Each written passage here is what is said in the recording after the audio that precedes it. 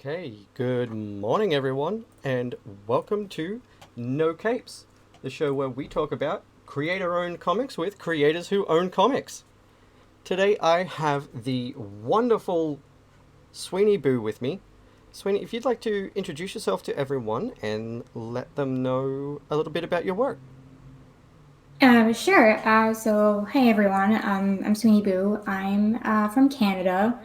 I've been working on Marvel Action Captain Marvel for IDW, and my first graphic novel, In and Love Yourself, came out with Boom Studios back in April.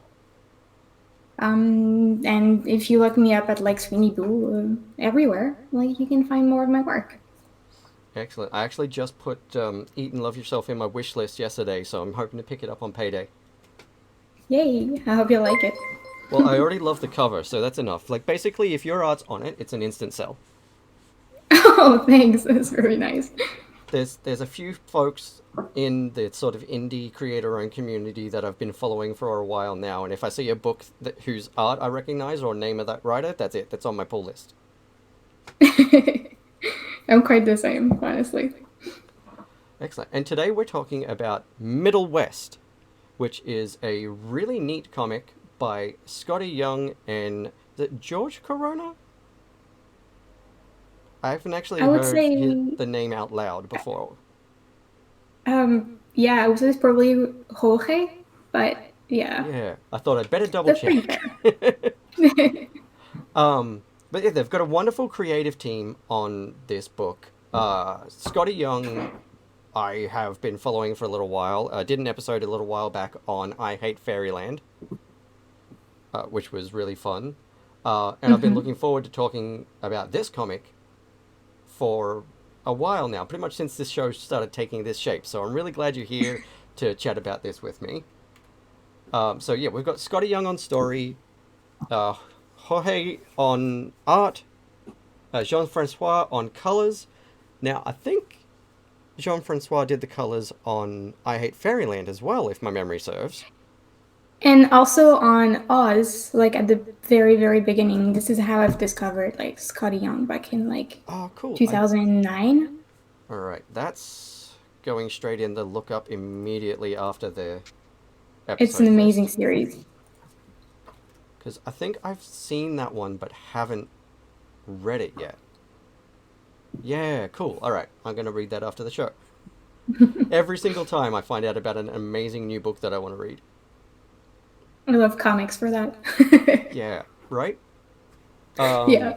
oh, cool. And Blambot, yeah, Nate from Blambot is doing the lettering. That's really cool. I had kind of forgotten about that. I love books that I've seen Blambot on.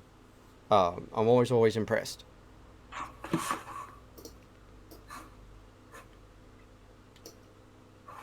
Awesome. So, do you want to give us a quick breakdown about the story? Yeah, so I only read the first volume, but it's basically about this kid, Abel, who lives in like what we believe to be a very like simple Midwestern town. But like there is animals that talks, and it seems like there is like a bunch of like people with like powers and everything. And Abel has like a difficult relationship with his dad. Um, and one day they have a fight, and pretty intense fight, and his dad just turns into a tornado. Yeah, And I that don't was want to yeah, that was reveal really too. Yeah, intense. yeah, So, yeah. It's super interesting that they chose to like show it that way. I loved it. yeah, and like even though it is sort of still a supernatural story, you can see that there is a lot of allegory for, familial abuse and trauma, Hmm. and they even further into the story start touching on generational trauma. Yeah, totally, totally. Uh, and the art is gorgeous. Like this right here. Oh, it's beautiful. You guys The can't colors see are all of this. crazy. It's a double page spread, and unfortunately, the way I've done my layout, it always cuts off a little bit of the double page spreads, but This issue, the first issue number 1, speaking of which, I'll grab the link for that right now, is free on Comixology right now. So you can go pick up issue number 1 and read along while we talk, or just put it in your wish list for later and read it after the show. If you don't want any spoilers, I would suggest going away and reading it and coming back and watching this episode on YouTube. Excuse me. All right. But it is really good and it's worth picking it up. Definitely. That's better. There's something in my throat today. Okay. So, yeah, this double page spread is phenomenal, and what you're seeing here is Abel's dad, as you find out in the next page or two. Yes. And what I like about where I'm up to in it so far is that we still don't know why. Yeah, and We know that I feel this it's is like a thing. we follow Abel, like we are Abel. Like, you know, he's also trying to understand what's happening. And we're discovering the stories along with him, which is quite nice. Yeah, exactly. And we don't know whether they are like some kind of elementals, if this is a curse on the family. Mm-hmm. I think they're like 18 episodes, 18 issues or more in now, I think. And we still don't have that answer, but not in a bad way. It's beautiful. It's crazy. I'm like looking at the pages that you're like showing in the meantime, and I'm just blown away by the colors. It's fantastic. It's such a beautiful book. I'm just gonna have a look and see how many issues. Yeah, 18 issues so far, and it's been a wild adventure. But we still don't actually know the origin of Abel's family's powers, and we don't know much about Abel's mum either yet. Yeah, exactly. There's this whole thing about his mom. Yeah. So Abel lives and everything. Yeah. alone with his father. And his mother left, if I remember rightly. Yeah. So she left, and Abel believed that like she left because of his dad and the way he is and his behavior. But after they fight, like the dad just says to him that she left because of Abel, because she couldn't handle being a mother. Which we don't know if it's true or no, but yeah. Yeah, and that's it. We don't know if it's true or no, but that is such a recurring theme in this sort of abusive, sort of angry family story, is that one parent will blame the child for the other parent leaving, instead of looking inwards and really finding out what the problem was and admitting it to themselves. Exactly. And I love that they show that Abel has also has anger issues. Yeah. And that's the way he can't really control his emotions, and his, of course, like we see that often, but like his powers are tied to his emotions. But it's very smart. It is. It's really interesting, and that's it. We see that, despite he's obviously trying to be as good a kid as possible, but despite his best efforts, a product of the trauma that he has received, he has these emotional issues. Yeah, and he's like there's a scenes that I really like where for the first time he really like loses control and starts to like transform a bit, and he says when he finally comes down and like he's back to himself, he's like, did I hurt anyone? I don't want to be like my father. Exactly. Yeah. So it's really like it can really speak to a lot of people who have this like trauma of a bad relationship with their parents, and like growing up and going into adulthood and being like, I do not want to be the same person. So it's a really smart way to show that. Yeah, it's really well crafted, the story, and I really like the meshing of the art style with the story. Yeah, It's Like it very is. cartoony. It is. It's cartoony. It's light. It's colorful, but Hmm. also, especially with the colors that Jean-Francois did, when it gets serious, that tonal change is really dramatic. Yeah, yeah, yeah. It's very like blue and red and yellow, and it's so nice. I love how we just meet this fox, this talking fox, just out of nowhere, and nobody bats an eye that this fox talks. Yeah, it's like it's weird to us, but apparently it's just normal for them to have like this like like powers and magical creatures and stuff. Yeah, but from what I've seen, like other animals don't talk, but nobody is concerned that this fox talks. And it's just like, okay, so how does everybody know about this fox, or is what is it about this world that lets everybody feel secure that this fox talks? Or is it like some species, or I don't know, because later on in the first volume, we meet like someone on the road, and he has like a crow, and his crow also talks to Oh him. yeah, that's right. I thought I remembered a talking crow. You're right. Yeah, but that's pretty much it. And yep, and but then there's there's the robot as well, Yeah. and I won't say too much about the robot yet, but we'll find it along the way if I remember rightly in this issue. But the Yes. robot's really cool.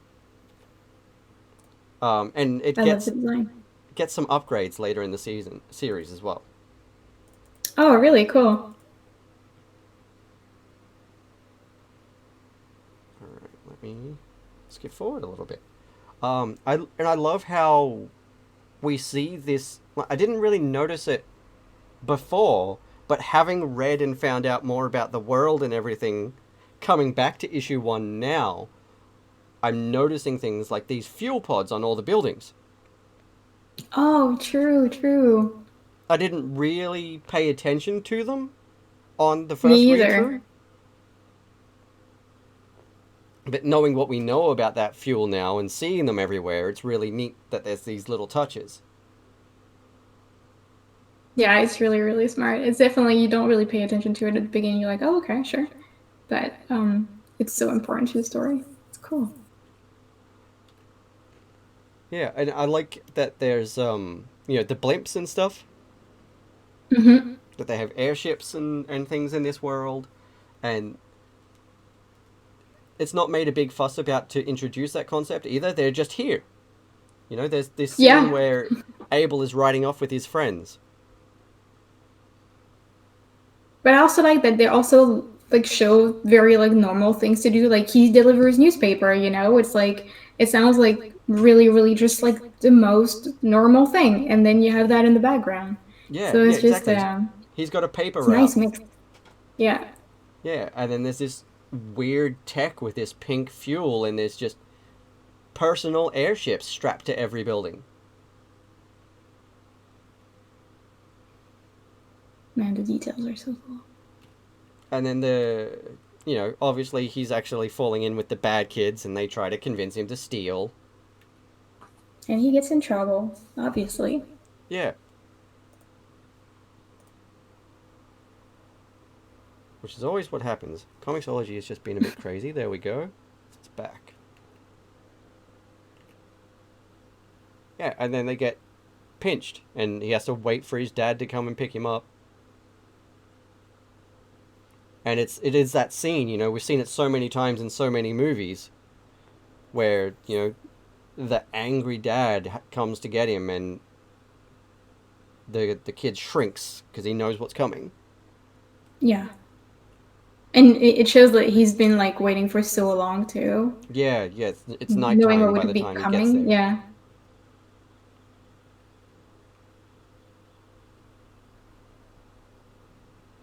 Yeah, and the dad makes him sleep outside, and these night scenes, like the sky is rendered so lovely. It is. I've always loved his colors. Yeah, They're just beautiful. everything I see this colorist work on, I really enjoy. It's so visually pleasing. Hmm. I'm really jealous, actually, of his grasp of color theory and lighting, and it's something I really need to work on. I like that he has quite an identity. Like if I see someone's work and I'm like, oh, this definitely like Jean-Francois color. Like Yeah, I feel the same it's about. just so recognizable. Yeah, I know exactly what you mean. I feel the same about Tree Farrell as well. Yes, It's yes, I see I a know what book you and I'm mean. like, that's Tree, I bet you. There's just something. I'm not even exactly sure what the signature is, but everything that he does and that Tree does just comes together to make a look that is undeniably that person. Yeah, it's really cool when they're capable of taking anyone's work and just putting on like their touch, and that is Yeah, like so personal and particular. Yeah. yeah. Right, and then here we start getting that big confrontation between him and his dad too, and the emotions are rising, and the wind is starting to pick up, and I love that we get like in this scene that we get so many close-ups on them and like yeah, the way they feel, and it's really smart. yeah, it is, and the lettering is wonderful here as well. Hmm. Like again, as I've always saying about the things I'm noticing about lettering after talking with everyone is that you don't notice a good letterer until you're looking for it, but Yeah, you'll yeah, notice definitely. bad lettering Hmm. because the good lettering isn't invisible, but it just feels like such a natural part of the book Hmm. that it feels seamless when you're reading. But obviously, Yeah, once you yeah, go yeah, yeah. back like we are now and look at it again, you can pay attention and see what it is that you like about it and what it is that works. But if it's bad lettering, automatic fonts or something, and just the wrong font for the wrong book, it will pull you out of the moment and you'll know that something's not right, even if you're not sure what it is. That's very true. That's very true. Image, like all their books had like really, really good lettering. I'm always I always know when I pick up one of theirs that it's going to be good. Yeah, no, I've loved that. I love the lettering on Crowded. Hmm. Grumble, I really enjoyed the hand lettered look, the journal look on the lettering in Grumble. Hmm. And I love the changing of the style of the speech bubbles a little bit depending on the scene, like where Abel's dad is walking away here, and instead Yeah, of putting a hard border on it, they just made it a slightly blue gray color, which also adds to like the coldness of what the father is saying too. true, true. It's really cool. It's very smart. And just again, the texture on that page, like that little splash of blue across the white background, it's Yeah, it's barely noticeable at first, but it's there. And the particles of the dust and the stones whipping up because of the powers starting to activate and the wind picking up. it's such like nice little details, but they were like important They are, to and the that's it. scene. Like you might not have paid attention to them with them being there until they're pointed out, but it would feel completely different if those stones lifting weren't there. That scene would hit different. If that was just a white background without the blue streaks across it, it would hit different. It's actually so nice to hear that because as an artist, we always feel like we spend too much time on our panels for like the time that a reader actually pays attention to it. So it's nice that there's people like you who actually look and see the work. And that's it. And that's what I've loved about this doing the show as well is every single time I speak to someone, whether they're a writer or a colorist or a letterer on this show, I take away something to improve my own art. Because I'm working on some practice sequentials at the moment. I did my first Mm-hmm. full proper paid page for Frankie White this year, which That's was amazing. wonderful. I can't wait for that to hit the printers and everything. That's going to be a really fun book. I haven't read the story, but I know the story, and each of us got 1 to 2 pages, and it's like 40-ish artists on this book. Oh, that's super cool. Yeah, Liana Kangas did a couple of pages, and those pages Yeah. are fabulous. They're Oh, she's amazing. so nice.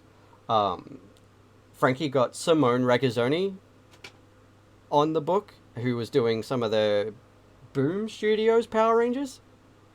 Oh, cool. And because it's a mecha book, Oh, just nice, man. That's gonna be a great book. yeah, it's gonna be so good. I can't wait. He got some amazing creators on board, and I just feel so lucky that he asked me to be a part of it. Because again, I was almost nobody at that point. Like no, a couple of creators knew my name just from me following them and interacting with their books and stuff. But I'd started talking to Frankie because I'd read Broken Bear, his book, Mhm. and then we sort of just got to chatting because we had a lot of similar interests. And one day he's like, "Oh, hey, I'm doing this anthology. Do you want to do a page?" That's why I love anthologies, is because like everyone gets to do a little thing, and you can get like you can like try out for 1 or 2 page, and it's so great. Exactly. And I learned so much just from doing that one page. I Hmm. challenged myself a little bit, and I did traditional pencils and then digital inks instead of all digital. I would have loved to have tried to do it traditional inks as well, but because it's black and white, I don't know a lot about cross hatching and all of that, and it's really hard to get Hmm. screen tone in Australia. Yeah, yeah, yeah. It's hard to get it pretty much anywhere, from what I understand these days, outside of Japan. Yeah, But it's really difficult. yeah, And when you have it's it, you cherish it, so you don't want to use it too much. exactly, and it's almost non-existent here. Even Bristol boards are hard to get in Australia. Oh, really? Yeah, you can get Bristol paper from office supply stores and stuff, but like proper nice sized, ready to go comic style Bristol boards are very few and far between here. That is so interesting. Yeah, most Australian artists that work in comics get their Bristol boards sent to them by Marvel or DC and whatnot. Oh, yeah, well, yeah, that makes sense. Or like you just, I guess, move to digital just 'cause. Yeah, and so that's been a bit frustrating because I've been wanting to practice on that stuff, but I Hmm. got myself a big sheet like this big that I'm going to cut into smaller pieces to do some practice pages on. I mean, that's smart. Yeah. So yeah, it's been really amazing talking with everyone and learning from everyone, just by absorbing the knowledge, and I've been inspired by everybody that I've talked to do an anthology myself for next year. Oh, that's so cool. So you have more plans of like more anthologies or even just like personal projects or stuff? Yeah, I've got a grand project that's been on the shelf for a while because I wanted to practice doing Okay. some smaller sequentials and writing a couple of shorter scripts and stuff first. So that's been a every few months I'll pick it up and do a little bit of world building when I have an idea project. But Cool. until I have a few things under my belt, I don't want to touch that. You know, I know the old adage of don't come out of the gate trying to make your magnum opus. And it's always like I don't know about you, but like when I worked on my first book, it was always like, oh, I'm not good enough to do it yet. I'm not enough to do it yet. And Yeah, there's this like pressure to work on it. It's so hard. exactly. And that's been the case, especially because once I decided to do a concept cover for it, and I realized the main character in this book is an anthropomorphic pug. Okay. I tried to draw the first cover, sort of depicting a Hulk homage transformation scene from pug to Hmm. anthropomorphic, and realized I've never drawn a dog in my life until that moment. And I wrote a book full of dogs. I mean, you gave yourself a nice challenge there. I did, but I got a lot of practice to do before I draw that book.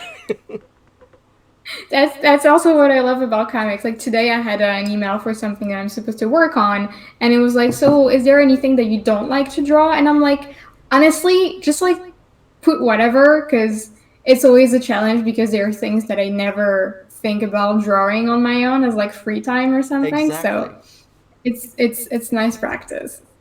That's it. I saw Skylar Patridge the other day was posting a practice horse that she was doing because she hasn't doing a new book and hasn't drawn many horses. And I looked at it, I was just like, how? I guess there's like probably a lot that she doesn't show that she like there. I don't know, but or she's just that good at drawing horses. Man, I'm jealous because horses are just so hard. Yeah, yeah. I think I've tried to draw a horse once and it didn't go well. Yeah, but yeah, next year I'm going to write. Well, it's really interesting how I'm going to approach this anthology actually because I'm writing one story in it. I might write a second one because I kind of want Okay, to write and draw one, but I also kind of want to write one and work with somebody else to do the art. And I'm cool. really, really torn. So it's like, do I do two and only leave 8 spaces for other stories, or do I just do one and then write something else to do the second one? But I decided I just want to create a little world. I'm going to write the origin story of the main character and then Okay, hand the little world guide over to some other writers and go, here, have at it. that's a really cool idea.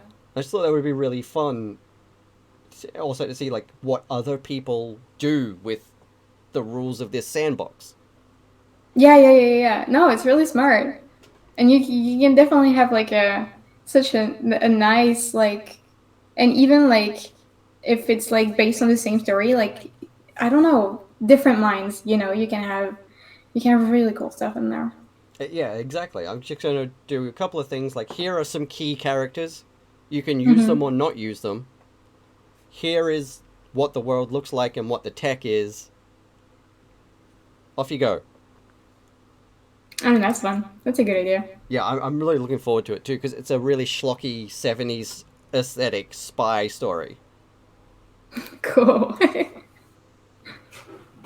I've got a lot of loose stuff floating around in here, so I'm just waiting to finish up a few projects for my day job and my gaming work at the moment so I can sit down and write. hmm I mean, as long as you're like keep being creative, it's great. Yeah, exactly. This year not I've it's weird and really weird. I've like not done a lot, but also done a ton. Yeah, I know what you mean. You feel like you haven't done much, but you actually did a lot. Yeah. Yeah, because like I haven't achieved all of the goals I'd set for myself towards the end of last year for this year, but so hmm many other incredible things have happened instead. So it actually evens the balance, maybe. Yeah, and like it's really helped me to grow and prepare to do the things that I wanted to do better. There you go. Yeah, so it's been great. Um, but sidetracking from projects, going back Yes. to the comic at hand. Oh yeah, that's right. That's right. The final sort of trigger for this fight is when Abel finally tries to stand up to his dad. Yeah. You And can like all really bullies, feel that he can't take it anymore. yeah, exactly. And like all bullies, he didn't appreciate it. hmm He didn't appreciate being told off. He didn't feel like he'd done anything wrong, etc. And so he lashes out. And this is where we see him transform into the friggin' tornado monster. Yep. And it's terrifying. Like it's a really simple design, but it's actually really, really It works terrifying. really well. Yeah. And it's huge. Yeah. That's what I like about it. It has this like it really shows like like how like it's the way he sees his father when he gets angry and Yeah. like it's like big just dark and scary cloud after him. Right? And then, obviously after everything calms down, we find out that it's not just that either. Like, it's not Mm-hmm. just Abel's mind playing tricks on him and giving him this image of a monster that his father is behaving like. It's like, no, your dad's a storm monster, buddy. Yeah. And I love the color scheme that they specifically give the storm too. Yeah, yes, it's like purple.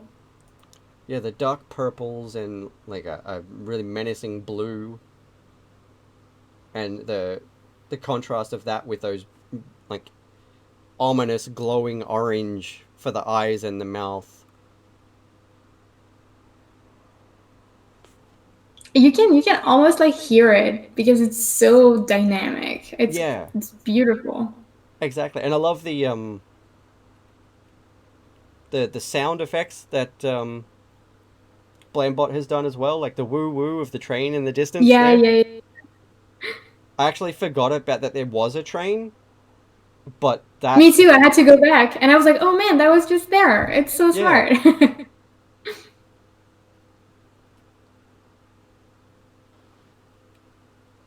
yep.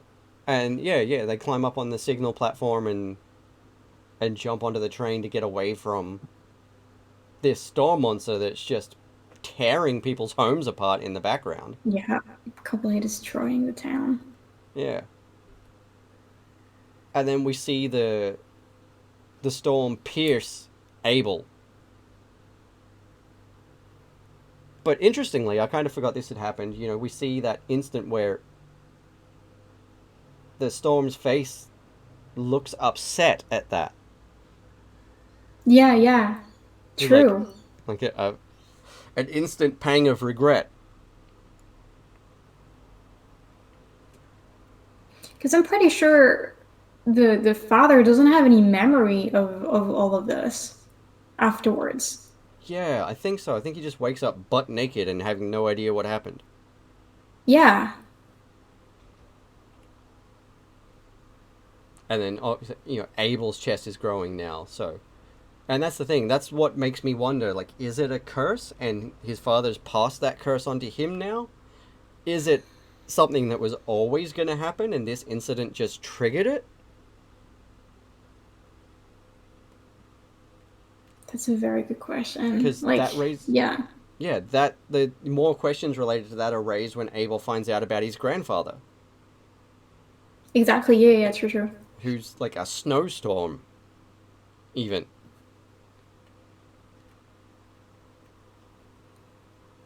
And then yeah, we're left here with Abel crying and freaked out about what's going on, alone with his fox friend.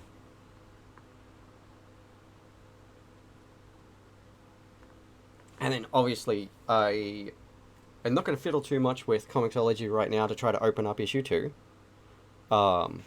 But yeah, Abel goes off and he finds the circus, Mm-hmm.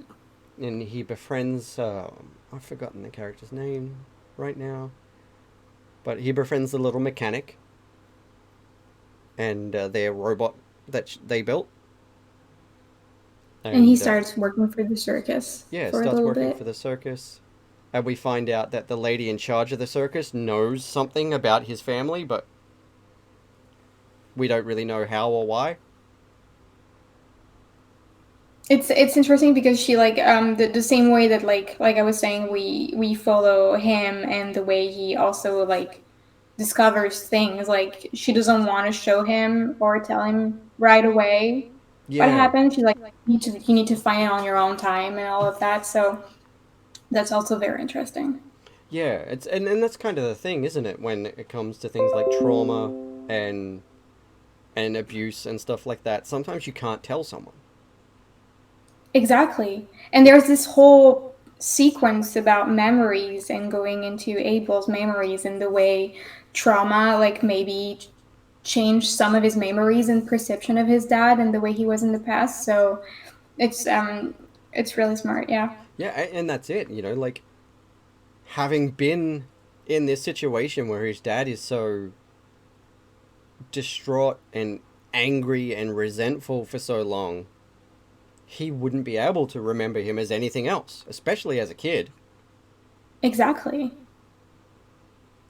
Yeah, He barely remembers having like a relation with his father and being close to him or him being even happy, yeah, which is just exactly like because of his like relationship now with him. yep, exactly. And did you get up to the point where he goes off and gets captured? No, no, I finished with so there's the memory part, like them visiting his memory, and the circus is like in danger. Yeah, yep. Okay, cool. Yeah, and that's because it triggers a transformation in him, doesn't it? Yes. Yeah, that's right. Okay, well, I won't tell you much about what happens after that then. But it gets pretty intense. I'm gonna have to read it tonight now because I'm like, I want to know. Yeah, and that's it. I wish I had more time for rereading at the moment because every episode I want to go back and reread the book from start to finish Yeah. because just looking through all the things that I didn't notice the first time on an Hmm, issue hmm. one makes me excited to read the story all over again. That's cool. 'Cause I don't have this like I don't really have much time to read anymore, and I'm really thankful for your podcast because I was like I read it like back in like I don't when it came out, and 2 days ago I was like okay I'm gonna reread it again. Yeah, and So that's the I same. do know what you mean.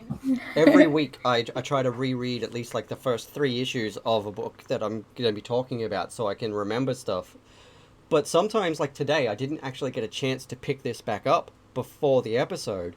So it's been nice to sort of get excited about all those things that I'm picking up on again Yeah. while we're talking about it. You got quite a good memory of it. I have shitty memory about Oh, things.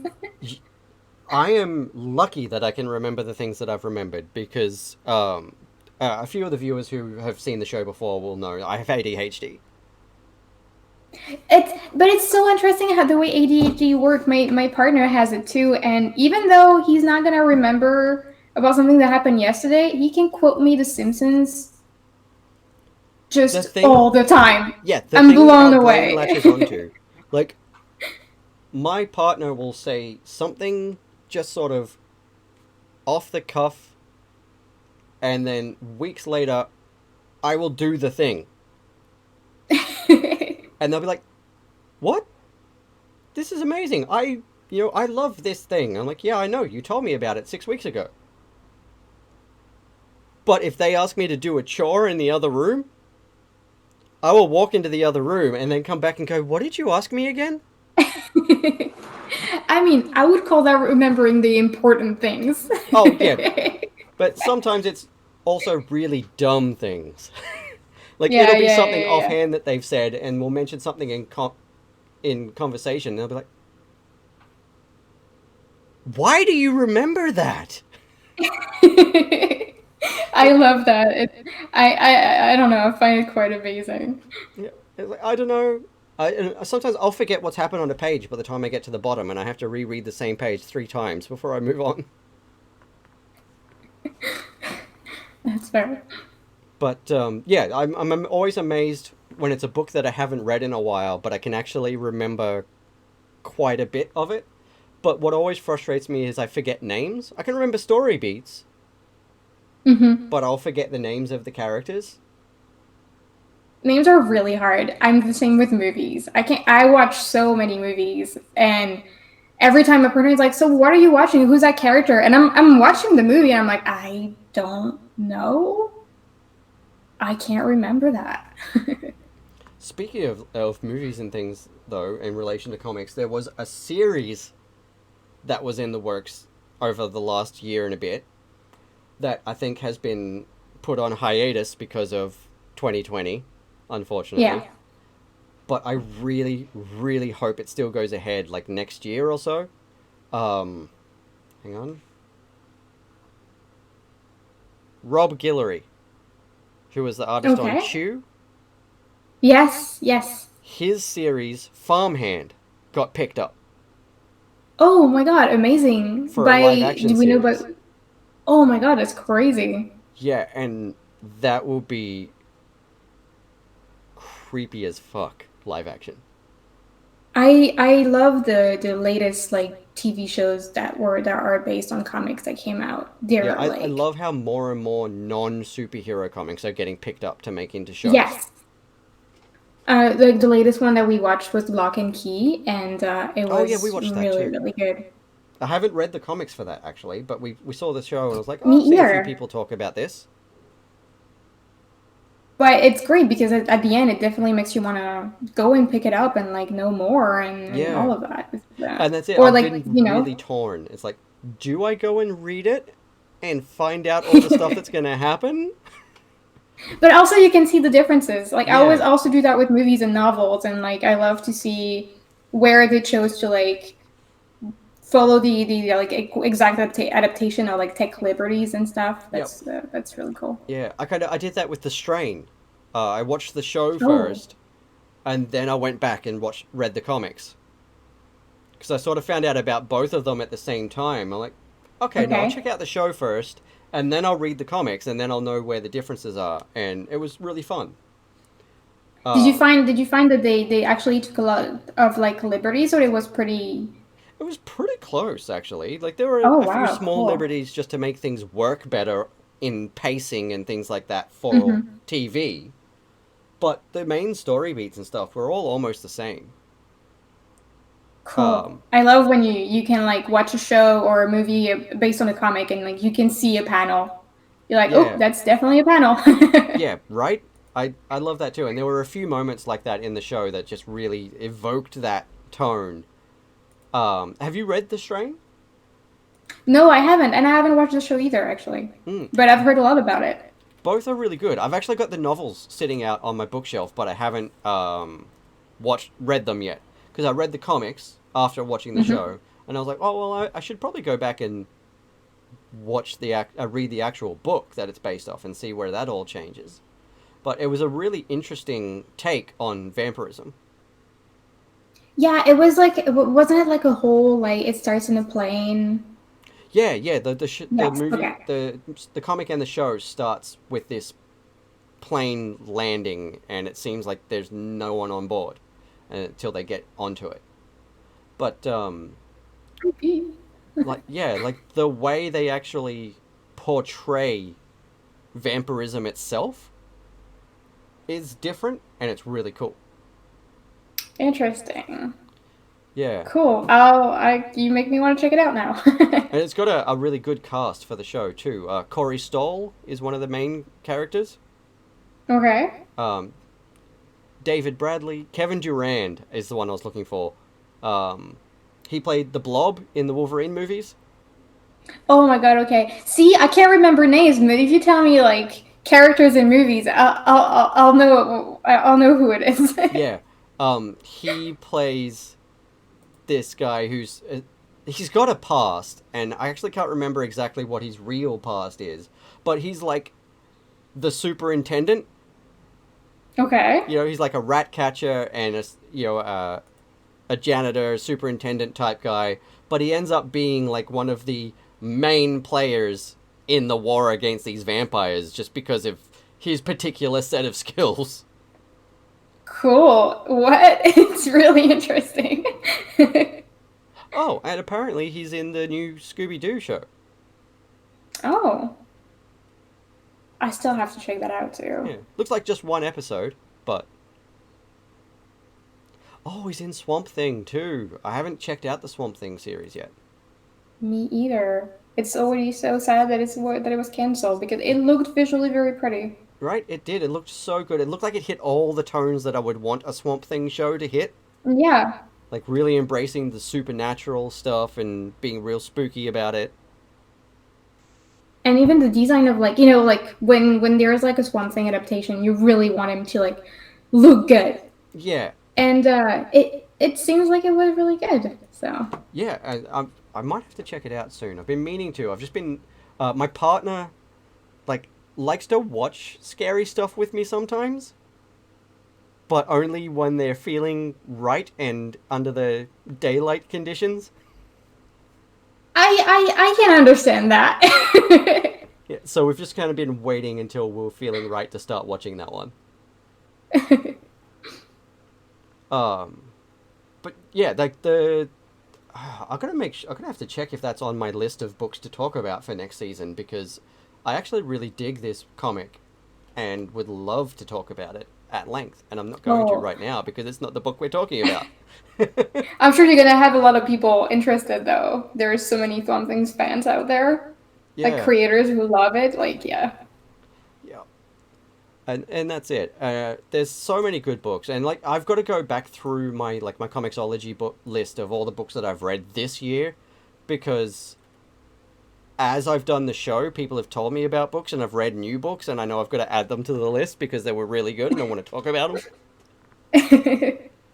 But I really can't wait to hear what you think when you read the next volume of this.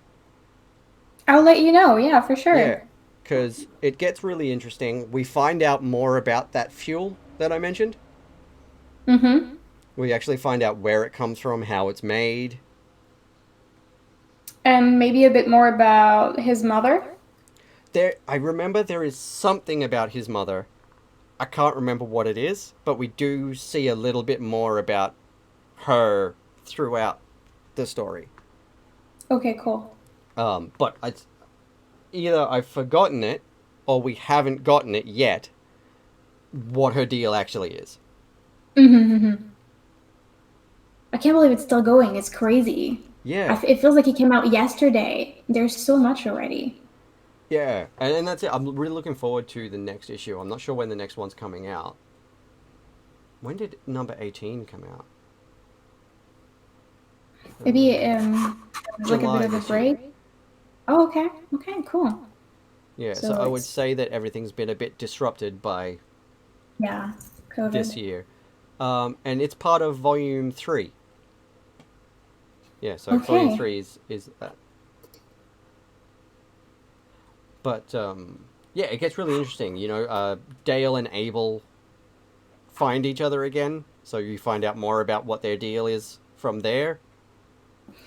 Cool. Um, I'm actually like apprehensive of like the next confrontation and how it's going to be between him and his father. from what I remember, I think you'll find it really interesting. Okay, cool. Yeah, I don't think you have to be worried, but I do think you'll find it really interesting. There was just like so many emotions between the two of them Yeah, and the way there they really left. are. Like, it's very complicated. Mm-hmm. You know, there's a lot of nuance to their situation, as we find out throughout the story. It's not necessarily cut and dry that Dale is just straight up bad. He has been doing bad things for a long time, Mm-hmm. but he has his own problems, which is Yeah. not an excuse for the things that he's been doing, but it does make the situation more complicated. And maybe you can understand maybe his path a bit more. Yeah, we get to know his past a bit more and why he is the way he is. Mm-hmm. Um, and I think there's a glimmer of hope for Dale. Oh, good. And we get to know more about the circus lady and the wizard as well. Oh, cool, because I was super interested with them.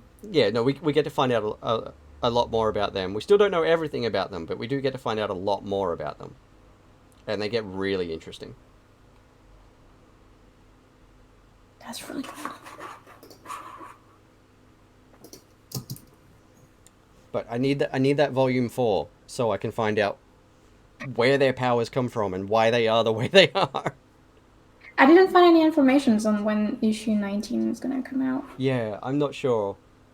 Skottie, if you're watching this, you know, let us know. Hopefully soon. Yeah, I really hope so. I'm hoping sometime early next year, because I've been checking back every so often, going, is there more Middlewest yet? I didn't realize I was as invested in it as I am until I noticed that I was checking back frequently. That's a very good sign. Yeah, sometimes I like that when it sneaks up on you because, there can be a book you're really excited about and you actively know that you want to read the next one, and then when you finish it, you're like, oh yeah, that was pretty good. But the ones that creep up on you when you don't realize just how invested you've gotten, I feel like that's the sign of a really good book that you're going to always want to reread. Definitely. I love that feeling when you crave for more.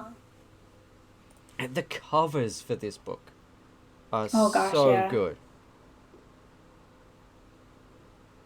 I'm just looking at the cover for volume 3 and it's it's so intense. Oh my god, wow. His hair is shorter too. Yeah, yep. Um that's a whole thing about how that happens.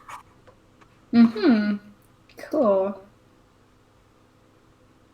Oh man, yeah, the cover is beautiful. Yeah, and the little light bulb head robot there is behind him on the right. Yes. And I can't remember what the thing with the mask and the hood is. With like the tree branch antlers. We So don't we many like meet questions. him at the like issue 2 or something? Yeah, I can't remember. Because there's a troll Yeah, as well. I see the troll on the left. I feel like it's a similar thing. Yeah, Just like someone on the road just before he hits the circus. yeah. Also, just there is the mechanic from the circus as well. They've got short hair as well now. Oh yeah. Man, there's so many cool details.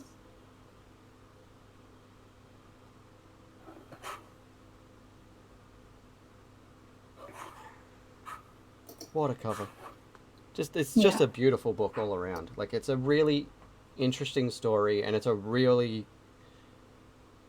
engaging exploration of generational trauma.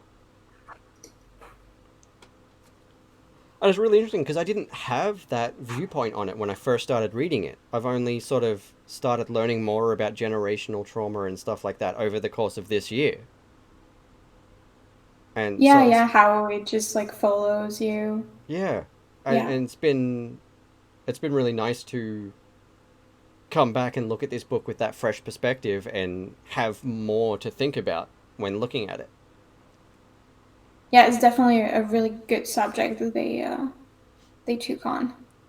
Yeah, and it's not always easy to write about that stuff either in a way that's not No.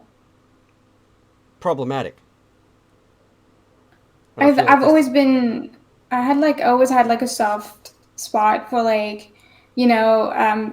heavy stories but with like a bit of magic and also like a very cartoony and colorful Yeah, like art. It makes I you feel like that's a really good way to approach it too, because a lot of people exactly. try to get too serious with it, Yeah, yeah, yeah. and you kind of If it had been like a hyper realistic art, like it wouldn't have been the same at all. no, not at all, and that's it. You can't with topics like this. You kind of can't get too heavy and too gritty and serious with it, or readers are going to switch off and they're not really going to absorb the message.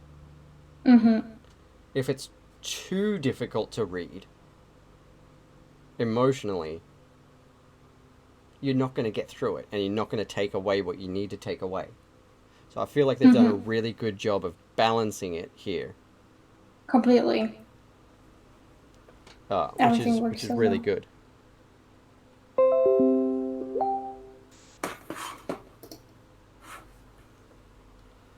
Yeah, excellent. Well, we're just about at the end of the hour there, so if you Oh wow, want already. to let everybody know what you've got available right now, or if you've got anything new coming out. I've been doing covers for Marvel Action Chillers, which is a mini series of 4 issues by IDW, and it's like it has like many different artists, and it's like scary Marvel stories and stuff. I saw It's one of those very covers the other cartoony. day. Actually, I loved it. Oh my god, the interiors are so beautiful. I got my comps like 2 days ago, and I completely geeked out. It's Okay, the you've like convinced me to everyone. pick it up then. I haven't been Yeah, picking up a yeah. lot of hero books because there's just so much going on in the hero worlds these days. I understand that. I do love like the variety that they have art wise, which Yeah, makes me wanna like read more. yeah.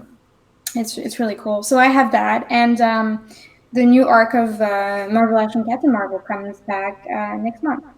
Wicked. I Yeah. actually somehow missed that you were doing that until the last couple of weeks leading up to this episode. So I was like, okay, yeah, but I'm gonna have to go and pick that up because I really dig Captain Marvel and I saw the art you were doing for it. I'm like, yep, sold. And Sam's writing is a lot of fun. Like it's really cool. Awesome. All right. Well, better Marvel action. I'm gonna put that on the list right now.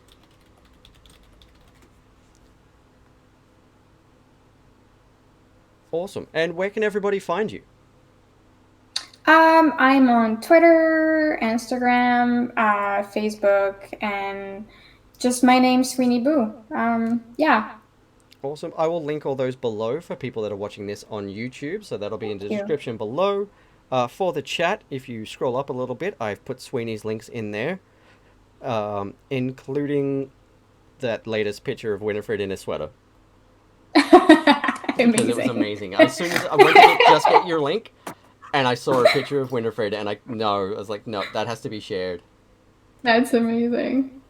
It's just She's so so funny. cute and precious, and it's just my favorite thing, and my partner's favorite thing is naked cats wearing clothes.